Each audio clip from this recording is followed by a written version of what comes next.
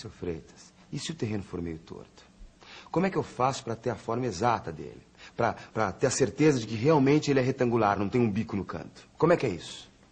Bem pensado. Não adianta só ter as medidas do lote. Precisa também verificar os ângulos das laterais para fazer um desenho o mais correto possível. Olha, a melhor maneira é tirar as medidas de todos os lados e também da diagonal. E aqui tem um detalhe muito importante. Na hora de desenhar, você precisa adotar uma escala para que o seu desenho seja proporcional ao tamanho natural do lote. Por exemplo, na escala de 1 para 100, 1 centímetro no papel é igual a 100 centímetros no terreno. Ou seja, 1 metro. Se um lado do terreno tem 20 metros, você vai desenhar uma linha de 20 centímetros. Na mesma proporção, você vai marcar um lado e depois a diagonal até fechar um triângulo. Depois é só marcar os outros 2 lados até fechar o desenho do terreno. Nas extremidades, você pode anotar os níveis para saber o caimento. Pronto, aí está o seu terreno. Depois das dicas do seu Freitas, a gente fez o desenho do terreno direitinho e aí passamos para a próxima fase, pensar a planta da casa.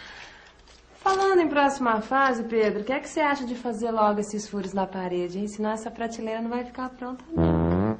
Calma, meu amor. O que é isso? Pra que tanta pressa? Tem tempo, calma. Se lembra quando a gente estava pensando no desenho da planta da casa? Como a gente fez tudo com calma, devagar, tranquilo? Poxa. Fui eu que insisti pra você ir na prefeitura tomar informações. Daí você descobriu um monte de coisa que a gente não sabia. Lá vem a voz da sabedoria. Para, Pedro. Foi aí que a gente descobriu 3 coisas importantes. A primeira, que a casa tinha que ter um recuo na frente, no fundo e na lateral. Depois, que a área construída não podia ser maior que a área do terreno. E terceiro, que a área ocupada tinha que ser no máximo a metade da área do terreno. É verdade. Na época eu estava meio confuso, né, meu amor? Mas depois eu aprendi direito. A área ocupada é o quanto você usa do terreno. A área construída é o quanto você constrói. Agora, se a casa for for térrea, a área ocupada é igual à construída. Se a casa for um sobrado com 2 pisos iguais, a área construída é o dobro da área ocupada. Porque você soma o andar de cima com o andar de baixo. No nosso caso, o terreno tem 5 metros de largura por 20 metros de comprimento. E a área total é de 100 metros quadrados. E pela legislação da prefeitura, a área ocupada pela casa devia ser no máximo igual à metade da área do terreno, quer dizer, 50 metros quadrados. Como a gente tinha que deixar um recuo na frente de 5 metros, um recuo no lado de 1,5 metro e um recuo no fundo de 5 metros, sobraram quanto? 35 metros quadrados. Bom, até aqui tudo bem, não é, Pedro? Porque a área ocupada é menor do que os 50 metros quadrados que a prefeitura permite no nosso caso. Como a gente resolveu fazer um sobrado, a área construída é de 2 vezes 35, ou seja, 70 metros quadrados.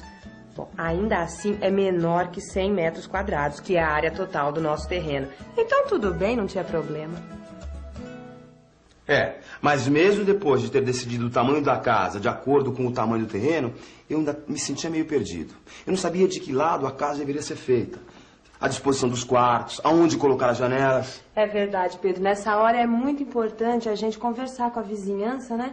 E observar o terreno, assim, em vários horários diferentes. Lembra que eu conversei com a dona Diva? E ela me disse que o quarto dela era muito quente no verão e muito frio no inverno?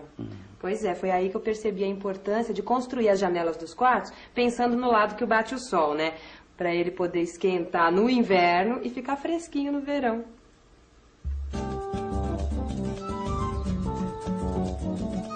Uma vez, a gente foi no terreno bem cedinho. Tava começando a clarear. Só para ver de que lado estava nascendo o sol.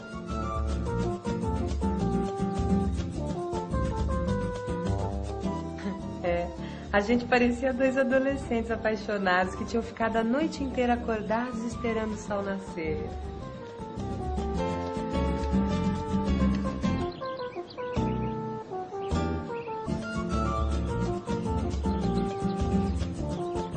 Parecia na época da escola que a gente aprendeu que o sol nasce no leste. E se a gente ficar com o braço direito na direção do sol, o norte vai estar na nossa frente, o sul atrás da gente e o oeste no lado esquerdo. Naquela época, a gente descobriu que o ideal é orientar a posição das janelas o mais próximo possível no sentido do norte. Pelo menos evite o sentido sul, porque senão a sua janela vai ficar pro sul e aí você vai receber os ventos frios do inverno e não vai tomar sol. Essa é a pior situação para um quarto, gente. Porque bem na época do frio, quando você estiver precisando do sol para esquentar, seu quarto não vai receber o sol e ainda vai ficar mais frio ainda com vento. Depois de visitar várias vezes o terreno e examinar a vizinhança com atenção, nós fizemos um desenho colocando todas as informações importantes. Você se lembra quais são, Lila? Claro, Pedro. Eu que desenhei. Primeiro, a gente coloca no papel onde fica o norte do terreno. Depois, se tem alguma construção dos lados e qual a distância. Onde fica a calçada e qual a largura. Onde está a rede de esgoto e de água, a boca de lobo e o bueiro da rua. E se tem alguma árvore ou algum poste na frente da casa. Porque senão você pode pensar em construir uma garagem e aí tem um poste bem na frente. Nessa hora, você já vai anotando de que lado fica a melhor vista ou se tem alguma coisa que precisa ser evitada. Depois, com o desenho completo, você pode começar a pensar no espaço interno que cada cômodo vai ocupar e fazer a planta da casa. A planta.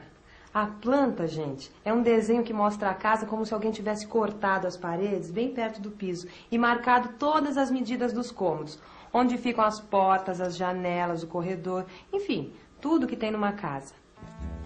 Na planta, a cozinha é desenhada assim. Depois vem a sala, a escada, as portas e janelas. A área de serviço, os muros, o quintal e todos os detalhes do andar de baixo. No andar de cima, tem o dormitório da frente, o corredor, o banheiro, a escada, o dormitório do fundo, as portas e janelas.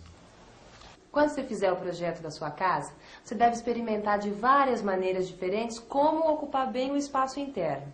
Só depois que você decidir qual o melhor projeto, daí sim você deve procurar um profissional, ou um engenheiro ou um arquiteto, que ele vai preparar a planta que você vai levar na prefeitura. Pois é, e eu achava que bastava fazer a planta e construir a casa. Mas aí o seu Freitas me deu um toque importante.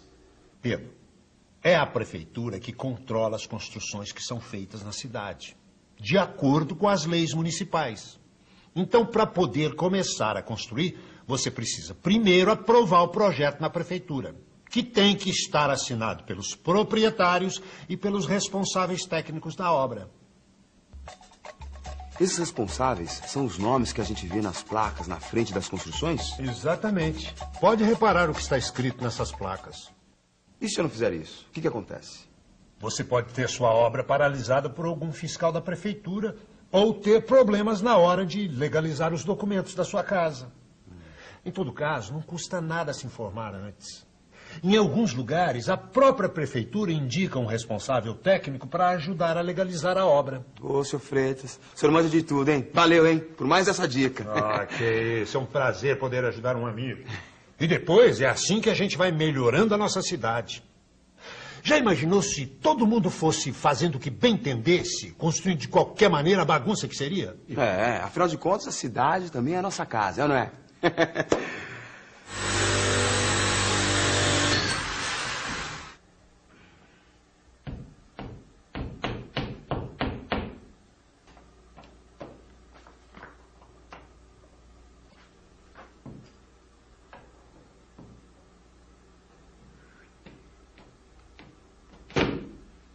Perfeito. Mais um serviço lindo. Qualidade, Pedrão.